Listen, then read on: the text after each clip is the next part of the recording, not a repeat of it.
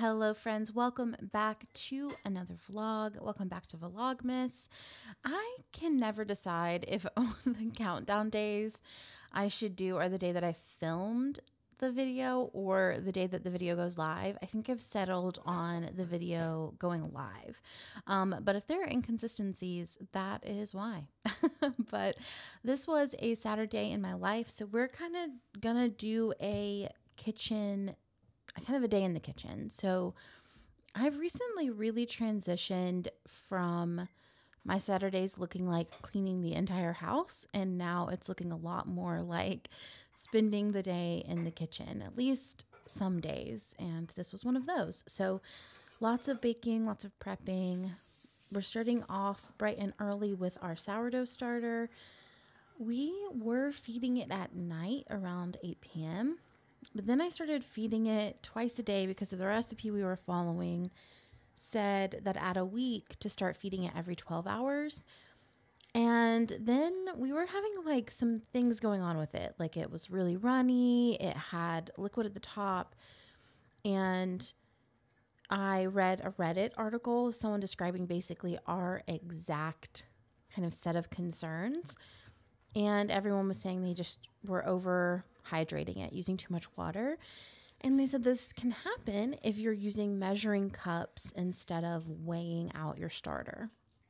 My other concern is that the size of jar that we had, there was no way this thing was going to be able to double in size because we had about half a jar full, like more than half a jar at the end of a feeding.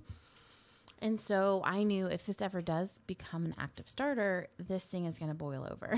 So I knew we wanted to lower the amount that we were putting in the jar. And so we have the book by Tartine, which is what Obi used when he used to do sourdough. So we read in that. I read the Reddit thread. I did a little bit of other research, watched a few videos, and we landed on a few things. So what we've decided to do is weigh our ratio. So 100 grams of flour, 100 grams of starter, and 100 grams of water. And that has worked really well. Like we've noticed a dramatic difference in the consistency. I also went back to feeding it just every once a day instead of twice a day. And we are feeding in the morning now, which I think is going to work out really well for us because ultimately my goal here is to be able to use my bread machine in conjunction with the starter so that I'm basically baking bread overnight.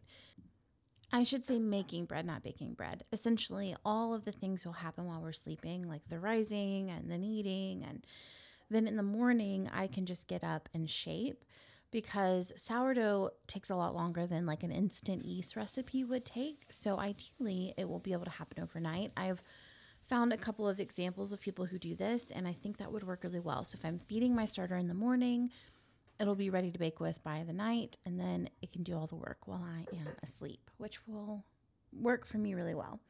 So hopefully that will work out. Right now, we're still just, trying to make a live starter. So, baby steps here.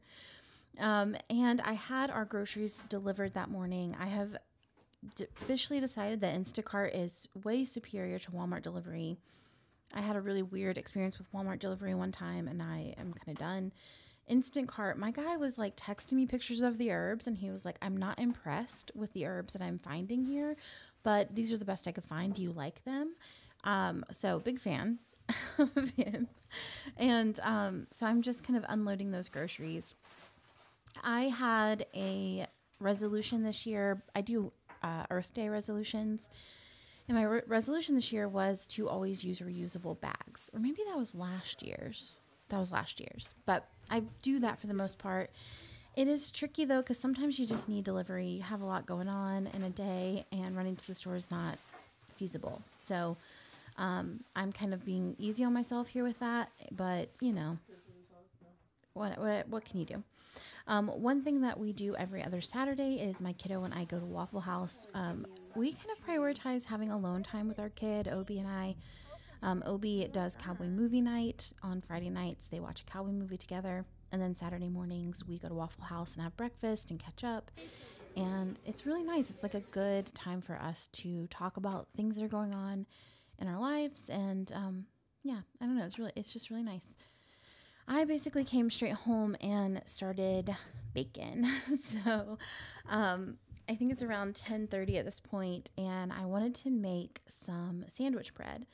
You guys saw, if you watched last Saturday's video, I tried sandwich bread in the machine. It did not go well. One of you commented and said, I like to try Japanese milk bread for sandwich bread. So that is what we're trying here. I am making, I can't remember the name of it, but it's essentially this thing that you make. It's like Japanese baking. You do water, milk, basically you're making a roux, and you wait until it gets to that consistency where it's leaving marks behind. And you'll see it's almost gelatinous when you kind of get rid of it or pour it out. And you mix that into your bread, and it's supposed to make it super soft. And I will say this bread was super soft. So, I mean, spoiler alert. But it's an enriched dough, so it's like butter, there's eggs, there's milk in it, and then there's this mixture here. So I ended up liking it. I ordered dry milk because the recipe calls for dry milk, and then just immediately forgot to put it in. So this recipe is without the dry milk in it, but it turned out pretty well, all said and done. I really like it. We'll definitely make again. It's a little more labor intensive than I might need because ideally this would be a loaf that I could bake like twice in a week, because it's the one that my kiddo will eat most. That being said, we'll see. You know, we made it this Saturday. We'll see how long it lasts, and we'll kind of go from there. But I'm just mixing everything into the bread machine. As you can see, I'm using a scale. I've been fully converted. We have a larger scale, but it quit working. We used to use it for pour over coffee, but gosh, I've had it for almost 10 years now, and it finally quit on me. So I need to get another big one. But for now, I'm just gonna use that little baby and putting it on the dough cycle. And then we are back on to the next thing, which is preheating the oven for granola. So I typically make granola about once a week if we're eating it regularly. But it lasts a good 2 to 3 weeks in the cabinet, I would say. And then this is the only round of dishes that I'm going to show you.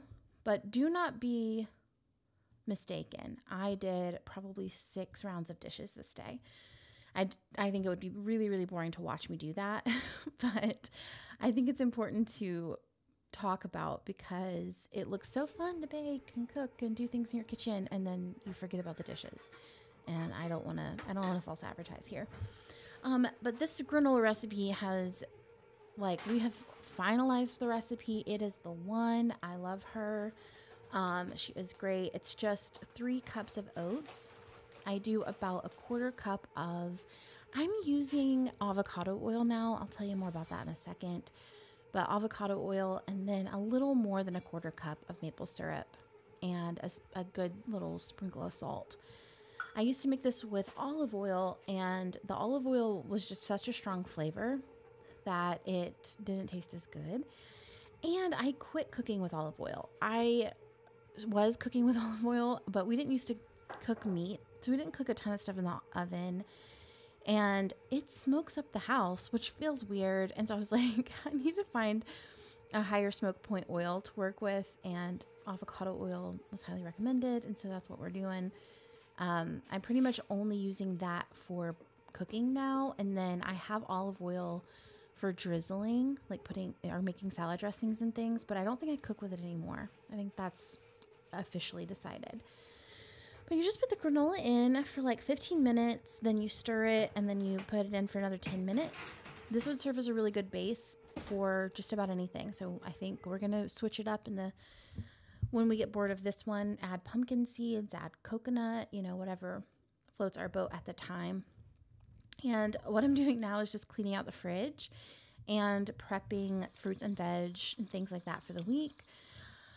I don't always prep fruits and veg for the week like this. I often do, but I knew I had 2 recipes coming up this week that both needed a lot of broth. And typically 1 Ziploc bag, a gallon-sized Ziploc bag of veggies and veggie scraps will make a full like quart size jar. Is it a quart?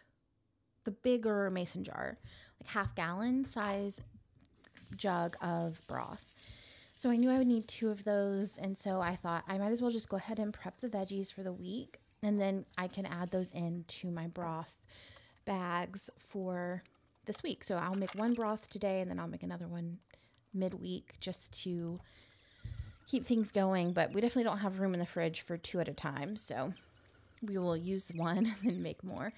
But it's also nice for my kiddo packs their own lunch now, so it's nice for them to be able to just grab things and go. I mean, honestly, it's nice for me too if I'm making meals to just be able to grab things and go. They also, I also kind of was like, you know what, I could get ahead. So like I'm making a broccoli chicken rice casserole later this week. And I was like, I could just go ahead and trim the broccoli up. That'll save me a little bit of time. This lettuce was looking a little rough on the outers, but like outer leaves, but it was looking great inside. I just cut that up, put it in a Ziploc bag, and then put it back in the fridge. And then I started chopping up this bell pepper, which was also so nice to have in broth, like the trimmings of that. But I was making egg bites, kind of dupe egg bites from the Starbucks red pepper ones. And they just needed to be diced super finely. So I went ahead and did that. And then we kind of moved on from there into, you know, the rest of the day, the rest of the prep. But before I could do that, I needed to make my husband some lunch. I don't know if you guys have a husband like this or a partner like this, where they will literally just not eat. Like if they forget to eat lunch, or if they feel overwhelmed or stressed, or like there is like too many thoughts, like it's like their usual isn't available, they'll just like not eat. And that drives me bananas. So I was like, I'm going to pack you a salad to take to work with you. And I just put some dressing in the bottom of a jar, cheese, and then all the veggies on top, and sent him away with that with an orange and was like, please eat today. And honestly, I never asked if he ate it or not. So I hope he did. But this weck jar, I feel like was the perfect size for something like this because it can hold a decent amount, but not take up too much room in your bag. So I took the time to prep the veggies and the fruit. Like I said, it's just nice to have. It's nice for a kiddo to be able to easily pack lunch. It's nice to look in the fridge and just see a bunch of prepped veggies. It's going to be so nice when I go to make meals and to have things just kind of ready to go. But at the same time, like I said, I needed those extra scraps for broth. And so I was able to get some really good depth of flavor in this broth because I had carrots, I had celery, I had onion, I had garlic, there was pepper, and so I love a good mixture of things for a nice broth. If you've been here a minute, you have seen me make broth about 100 times, but basically I just save herb scraps, veggie scraps, anything that's like not quite bad but is going to go bad before I can cook it, I will put in a bag in the freezer. I just leave the same bag in the freezer all the time. And then I just boil it on the stove, let it simmer for like an hour. Once it comes to a boil, then I let it simmer for like an hour. And it makes the most delicious veggie broth, like way better than store-bought. And then just freezing some raspberries that I know we're not going to get to before they go bad. For smoothies. I'm just kind of putting it in with some other fruit that we have. And then anything that we can't use, I put in the compost. And that's about the way that we handle food waste. I guess that's the point of that. Now, once the granola has cooled, I am just putting it in the jar that we use. Yes, I'm putting my fingers all over it. That it's just for my family. There's like accounts on TikTok that get really upset about that. So I'm mindful. I'm like aware of it, but I'm never going to not do it because it's just my family. That was the broth you saw. And these are the jars I was talking about. I'm pretty sure that's a half gallon. And then I just funnel it in. I have this funnel is amazing. It has like a little strainer in it. So it strains out all of the herbs, or anything kind of too tiny to catch in the other colander. And then I just let it cool on the counter until it's room temp, and then I put it in the fridge, and it can stay in the fridge for like 2 weeks, but I usually make soup on Sunday, so it really just lasted the next day. This coffee represents the halfway point. This is kind of where I start round 2 of things in the kitchen. I've done a full clean at this point, and we're going to just stir her right back up. So the dough for the milk bread is risen and it's ready to work with. I have greased that bread pan there, and I'm just kind of patting out the gas and rolling it out. I broke it up into quarters, and I have never done this before, right? So I'm trying to figure out what the directions are saying. There weren't pictures, but essentially it was saying to roll it to an 8x5 rectangle and then like fold the short sides in and then roll that out and then fold the short sides in and then roll it until it's 4 inches. So that's what I think I'm doing here. I still haven't seen pictures of it, so I could be wrong. But I think this is just kind of making it a nice texture. I also thought that these were going to be stacked kind of vertically in there, but it was more horizontal, so they took up the whole bottom of the pan. So I'm letting that rise for the second rise, and I'm working on some bagel dough. This is my 3rd attempt at making bagels. The first attempt was really what got me into baking bread was this viral bagel recipe that was like Greek yogurt and some other stuff, and it was terrible. It was definitely like giving me Weight Watchers flashbacks to like high school or even as young as elementary school, unfortunately. And it's a no-go for me. And then I tried again, and it was fine. They weren't great. This round, you'll see how that turned out. But now while that is mixing and rising, I'm doing some egg bites. So if I were to do this again, I would in the blender put my seasoning, because she had me just put seasoning on the top, which I was suspicious of, but I followed the directions the first time. And if I were to do it again though, I would definitely put my seasoning in with the mixture that I blended, and then I would top with some mozzarella cheese, because they had me blending that with the cottage cheese and the egg whites, and there's a better way for sure. Once I find that better way, I will definitely let you know. But right now, those did not. They were extremely bland, which we knew was going to happen. But I put them in the Instant Pot for like 9 minutes. And I think at this point, the bread has almost risen. So it's time to preheat the oven. And the Instant Pot, this felt so fast.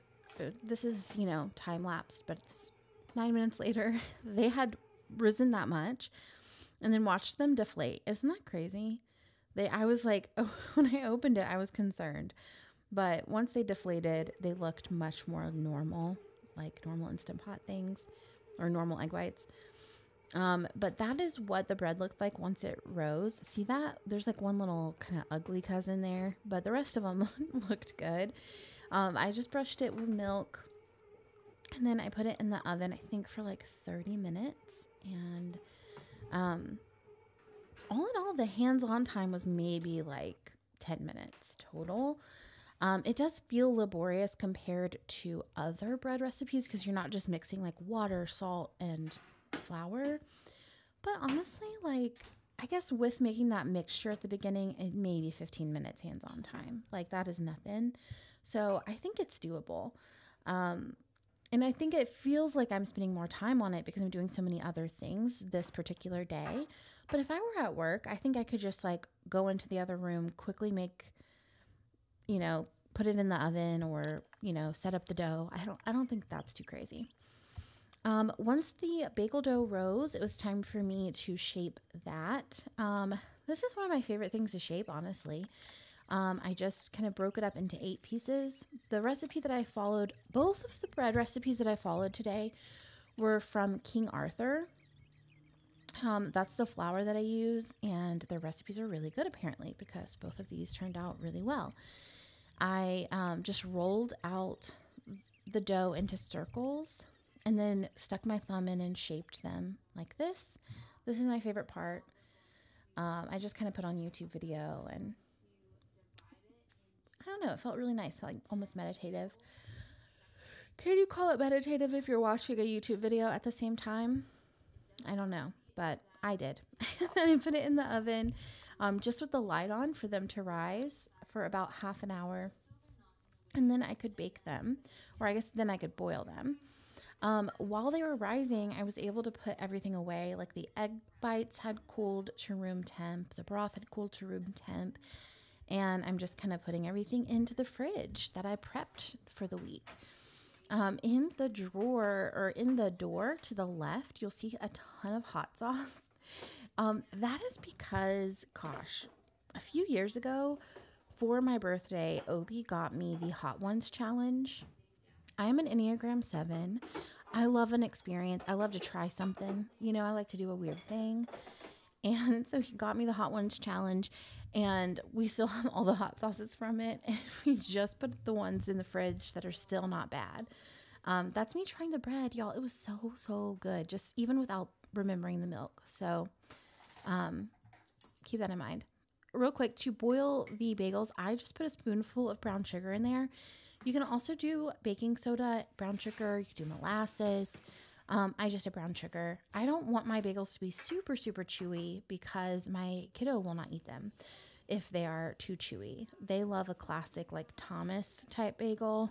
But so I'm boiling them, but I'm just boiling them for like 15 seconds on each side because I don't want that outside crust to be too tough. I want it to be kid friendly. So that is how I did it. I guess if you're doing what I'm doing like half kid bagels and half like grown-up bagels. So I could technically boil mine and my husband's longer, but I don't know. It just doesn't bother me to not have super chewy bagels. So I just did them all the same. And then I did half of them with everything but the bagel seasoning. I will say the last round of bagels that I did, I put cheese on top. And I did the unexpected cheddar from Trader Joe's, and it was so, so, so good. And that is definitely like what I will do next time. I like everything bagels. I don't love everything bagels, but a good Asiago bagel, that's for me. So I baked these for, I believe, 15 minutes on one side, flipped them. The recipe said to flip them because it keeps the height. So I flipped them and then I baked them for like another, I think, 10 minutes on the other side. And all in all, y'all, these recipes turned out great. The Japanese bread turned out super soft. The bagels turned out perfect. In my opinion, I think I'll get better at shaping them. I also think I'll get better at making them a consistent size because I was just eyeballing the sizing, but once I get a larger scale, I'll be able to weigh it out and really make sure the sizes are the same so that all the bagels are, like some of them are like smaller than I think I want a bagel to be. But all in all, yeah, overall it was a pretty good day, a pretty successful prep. I always do something really, really easy for dinner on these nights that I spend a lot of time in the kitchen. So we did nachos. I didn't film it, but I literally just put nachos on a pan and covered them in cheese and beans and jalapenos and vegetables and salsa, and it was great. I think I baked them for like 7 minutes, and that was that for the day. But that was all for my Saturday, friends. I hope that this day is treating you well. I hope that Vlogmas is treating you well. Thank you guys so much for being here. And I will see you day after tomorrow for the next one. Bye.